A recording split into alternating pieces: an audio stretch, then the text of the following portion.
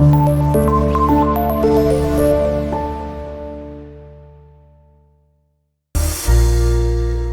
वालेकुम स्टूडेंट। आज के इस लेक्चर में हम डिस्कस करने के लिए जा रहे हैं कैरेक्टरिस्टिक ऑफ साउंड की नेक्स्ट प्रॉपर्टी है इंटेंसिटी क्या होती है। फिर हम पढ़ेंगे साउंड इंटेंसिटी लेवल क्या होता है। चलिए हम स्टार्ट करते हैं। इंटेंसिटी क्या होती है। इससे पहले जो हम डिस्कस कर चुके हैं वो लाउडनेस पे हमने डिस्कस किया है, जो कि साउंड की कैरेक्टरिस्टिक है, साउंड की प्रॉपर्टी है लाउडनेस, पिच, क्वालिटी। और हम बात करने के लिए जा रहे हैं इंटेंसिटी को। अब हम इंटेंसिटी को डिस्कस करते हैं। इंटेंसिटी क्या होती है। इंटेंसिटी का उर्दू में मीनिंग होता है शिद्दत। ठीक है, आज गर्मी बहुत पड़ रही है, आज सन की इंटेंसिटी बहुत ज़्यादा है, आज सन की शिद्दत बहुत ज़्यादा है, गर्मी की शिद्दत बहुत ज़्यादा है, गर्मी की इंटेंसिटी बहुत ज़्यादा है। ठीक हो गया। इंटेंसिटी हमें पता है, जो साउंड होता है ना वो एक एनर्जी होती है। ठीक है, हम बहुत जोर से चीखते हैं तो हमारा माइंड इरिटेट होता है उससे, क्या यार शोर मचा रहा है, सिग्नल पर खड़े लोग हार्न बजा रहे हैं, इरिटेशन होती है। क्यों? क्योंकि साउंड की, हर साउंड की, हार्न जो होते हैं ना गाड़ियों के, उनकी एक इंटेंसिटी होती है, उनकी शिद्दत होती है। कुछ छोटे हार्न होते हैं जिनकी शिद्दत कम होते हैं, जिनको चले हमारा माइंड जो होता है वो रिसीव कर लेता है और उसको रिस्पॉन्स कर देता है, बियर कर लेता है। कुछ ऐसे हार्न होते हैं बाइक पर, बड़े बड़े, छोटी सी बाइक पर बड़ा बड़ा हार्न लगाया हुआ है, तो वो हमारा माइंड उसको ना इरिटेशन में ले जाता है, उसकी शिद्दत बहुत ज़्यादा होती है साउंड की। तो शिद्दत को हम यूँ डिफाइन करते हैं, ये एनर्जी होती है, द साउंड एनर्जी। क्योंकि साउंड है तो ये साउंड एनर्जी होगी, द साउंड एनर्जी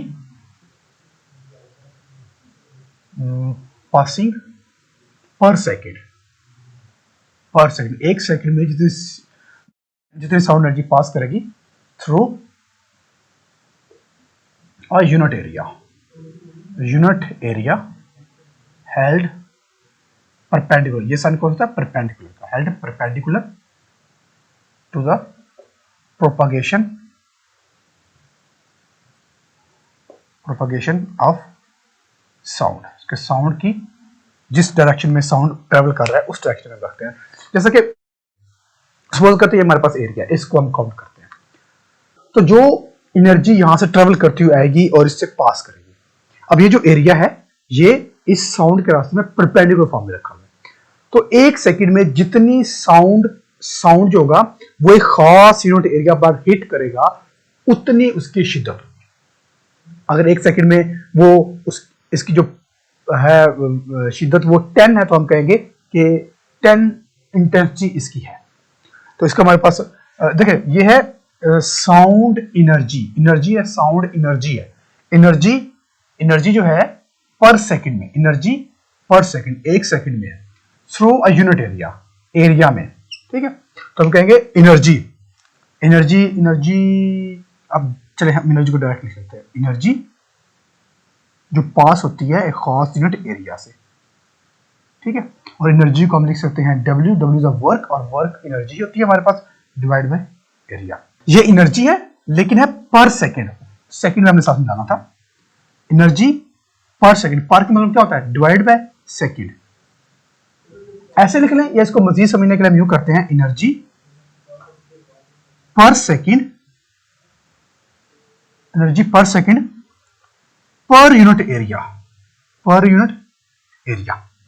ठीक है, एरिया पर है यानी कि डाउन आएगा, सेकंड पर है तो नीचे आएगा। एनर्जी डिवाइड बाय सेकंड, ये हमारे पास क्या होता है? एनर्जी डिवाइड बाय सेकंड यानी कि W divide by time multiply by 1 by A। तो ये हमारे पास बन जाएगा पावर। ठीक है, work per unit time divide by A, power divide by A। तो पावर ये हमारे पास हो जाएगा इंटेंसिटी। ठीक है, इंटेंसिटी। अब अगर इसका हम यूनिट देखें, इसका हम यूनिट की बात करें तो ये हमारे पास आएगा कुछ इस तरह से। पावर का यूनिट क्या होता है हमारे पास? वाट डिवाइड बाय ए, एरिया मतलब मीटर स्क्वायर, या इसको हम लिख सकते हैं वाट पर मीटर स्क्वायर। तो ये इसका हमारे पास यूनिट होगा।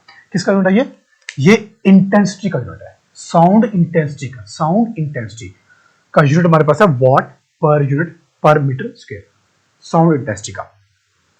अच्छा, जो साउंड इंटेंसिटी है ना, ये एक फिजिकल क्वांटिटी है। अगर ये फिजिकल क्वांटिटी है, इसका मतलब है इसको मेजर कर सकते हैं, और इसको मेजर हम किस में करेंगे? वाट पर मीटर स्क्वायर में। क्लियर? अच्छा, एक और हमारे पास क्वांटिटी आती है, ये तो हमारे पास हो गया साउंड इंटेंसिटी, इसका भी कह लेते हैं साउंड इंटेंसिटी, साउंड। अब हमारे पास एक क्वांटिटी आती है जिसको हम बोलते हैं साउंड इंटेंसिटी लेवल। अगर हम लेवल की बात करें वो क्या होगा? देखिए, इन साउंड इंटेंसिटी लेवल पर जाने से पहले हम कुछ डिस्कस कर लेते हैं। हमारे जो कान है ना, यानी कि जो ह्यूमन है, वो एक खास हद की इंटेंसिटी को बर्दाश्त कर सकते हैं। एक खास हद होती है उनकी कि यहां से लेकर यहां तक। जैसे कि इंसानों को पता है कि जो फ्रीक्वेंसी होती है वो होती है जी 20 हर्ट्ज से लेकर 20,000 हर्ट्ज तक। ऐसी ना, ये तो हर एक को पता है, 20 से 20,000 हर्ट्ज। अगर फ्रीक्वेंसी 20 से कम हो जाए या 20,000 से ज्यादा हो जाए तो क्या उसको इंसान सुन सकता है? नहीं सुन सकता, उसको रिस्पॉन्स नहीं कर सकता, क्योंकि इसकी रेंज से बाहर हो जाता है। इंसान की रेंज ये है। इस तरह जो इंटेंसिटी होती है ना, उसकी भी एक रेंज होती है। इंसान से उसी रेंज तक ही रिस्पॉन्स कर सकता है, और वो रेंज क्या है?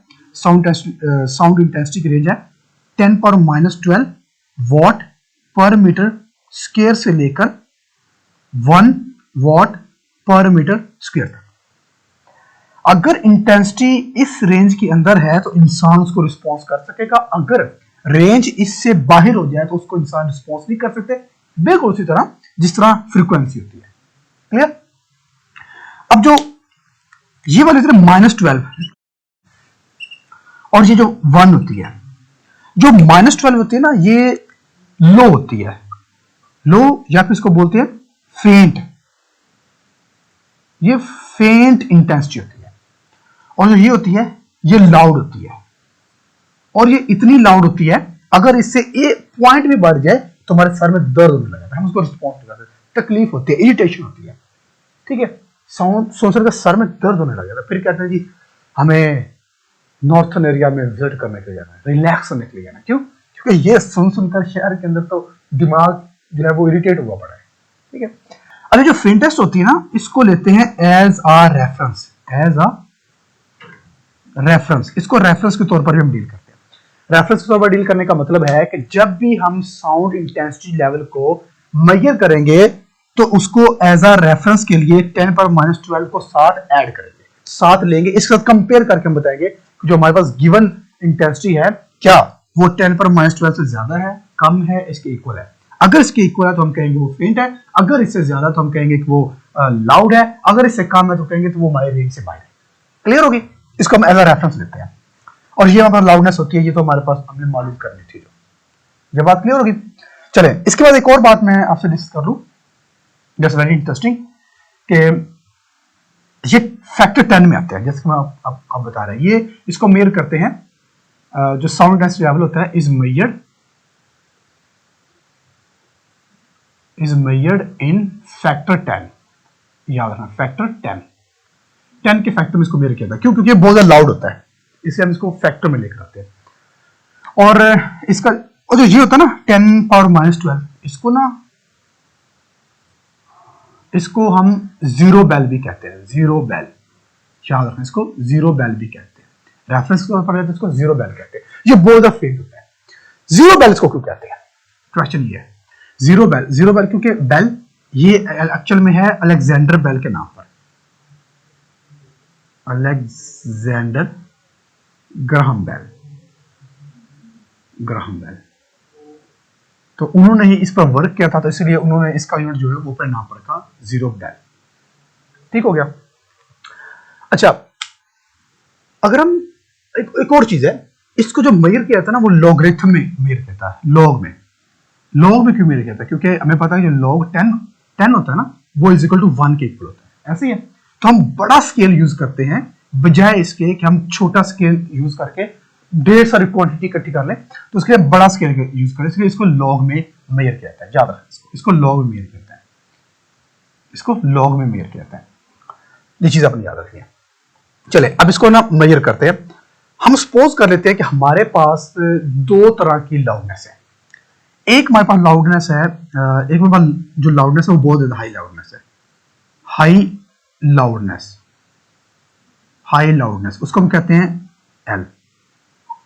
ये हाई लाउडनेस है, और जो लाउडनेस होती है वो डायरेक्टली प्रोपोर्शनल होगी लॉगरिथम के, लॉगरिथम इंटेंसिटी के, और इसकी जो इंटेंसिटी होगी वो होगी आई। तो मैंने पहले क्या बात की, इसको हम लॉग में मेजर करते हैं, तो जो लाउडनेस होगी वो डायरेक्टली प्रोपोर्शनल होगी लॉग आई के, ठीक है। लॉगरिथम में हम इसको मेजर करेंगे, आई स्टैंडर्ड में वो इंटेंसिटी, जितनी ज्यादा लाउडनेस होगी इंटेंसिटी उतनी ज्यादा होगी, क्लियर। इसको कह देते हैं, और इसको हम कहते हैं जी खत्म करने के लिए दो चीजें यूज करते हैं, एक इक्वल और दूसरा कांस्टेंट, और कांस्टेंट यूज करें इसमें के, इसको कह देते हैं क्वेश्चन नंबर 1, ठीक है। अब एक और लाउडनेस है, लेकिन वो है फेंट साउंड के लिए, दूसरा हम कहते हैं हमारे पास फेंट साउंड है, फेंट साउंड की लाउडनेस होती है उसको हम कहते हैं एल नॉट, और इसकी जो इंटेंसिटी होगी उसको हम कहेंगे आई नॉट। अब फेंट इंटेंसिटी कौन सी होगी, 10⁻²। एक और चीज याद रखें, ये हमारे पास होती है, इसको हम लेते हैं अननोन, मतलब ये हमें नहीं पता कि इसकी लाउडनेस कितनी है, इसकी इंटेंसिटी कितनी है, ये हमने मालूम करनी होती है, और ये जो होती है ये हमें नोन होती है। कैसे, क्योंकि एल नॉट ये हम as I naught L naught हम एज अ रेफरेंस लेते हैं, जो कि हमारे पास है 10⁻²। यहां से लेकर 1 तो हमारा मैक्सिमम है, जो कि हम इसके बाद अगर थोड़ी सी बढ़ जाए तो उसको बर्दाश्त नहीं कर सकते, 1 जो मैक्सिमम है। अब हो सकता है जो हमारे पास इंटेंसिटी है 1 से कुछ कम हो, और वो कितनी कम होगी वो हमारे पास एक्चुअल में ये अननोन होती है, वो अपने मालूम करनी है, और उसके लिए हम यूज करते हैं एल नॉट, अगेन उसी तरह से लॉग आई नॉट, ठीक हो गया। और इसको हम कर देंगे एल नॉट इक्वल के लॉग आई नॉट, इसको कह देते हैं क्वेश्चन नंबर 2, ठीक हो गया। ज्यादा कौन सी अब, क्योंकि ये तो फेंट टेस्ट है, ये तो रेफरेंस के तौर पर लेते हैं, जिसको जीरो बेल का नाम भी देते हैं, ठीक है। ये कम है, ये वाली ज्यादा है, तो दोनों कम जो ना वो सब्ट्रैक्शन है, दोनों को माइनस करते हैं, स्पेस नहीं है तो हम इस तरफ आ जाते हैं, दोनों को माइनस करते हैं, सब्ट्रैक्ट करते हैं G L minus L not, left को लेफ्ट से राइट को राइट में, और यह जगह जी के लॉग आई माइनस के लॉग आई नॉट। तो ये के जो है वो हमारे पास कॉमन है, तो अंदर बच जाएगा log I minus log I not. अब लॉग की प्रॉपर्टी क्या होती है, हमें पता है कि अगर दरमियान में माइनस आ रहा हो तो हम एक ही लॉग लेकर उसको डिवीजन में ले जाते हैं, ये मैथ में आपने कर चुके हैं already, I minus divide I not, इसको कह देते हैं क्वेश्चन नंबर 3। और जो एल माइनस एल है इसको हम कहते हैं इंटेंसिटी लेवल है हमारे पास, इंटेंसिटी लेवल। के क्या चीज है, के इज अ कांस्टेंट, के की वैल्यू डिपेंड करती है इंटेंसिटी लेवल पर, कि लाउडनेस, और इंटेंसिटी लेवल किस पर डिपेंड करता है, लाउडनेस पर। इंटेंसिटी लेवल किस पर डिपेंड करता है, लाउडनेस पर। जितनी ज्यादा लाउडनेस होगी इंटेंसिटी लेवल उतना ज्यादा होगा। सपोज करते हैं कि हमारे पास जो फ्रीक्वेंसी है ना वो है जी 3500, और जो इसकी हमारे पास इंटेंसिटी लेवल है वो हमारे पास आ रहा है जी 80 dB। और dB क्या है ये हम बाद में बात करते हैं। अब जो ये है ये हमारी रेंज से 35,000 है, ये वाली रेंज हमारी रेंज से बाहर है, क्योंकि 35,000 है, जबकि इंसानों की जो रेंज होती है वो 20,000 तक होती है, ये 35,000 है, ये हमारी रेंज से बाहर, इसको हम नहीं सुन सकते। दूसरी हमारे पास है जी 2500 हर्ट्ज, हमारे पास फ्रीक्वेंसी है 250, चले 250 हर्ट्ज हमारे पास फ्रीक्वेंसी है। क्या ये हम सुन सकते हैं 250 हर्ट्ज? बिल्कुल सुन सकते हैं, क्योंकि 20 से लेकर 20,000 होती है, और ये 250 है, और इसमें जो इंटेंसिटी लेवल हमारे पास आता है वो इतना ही है 80 dB।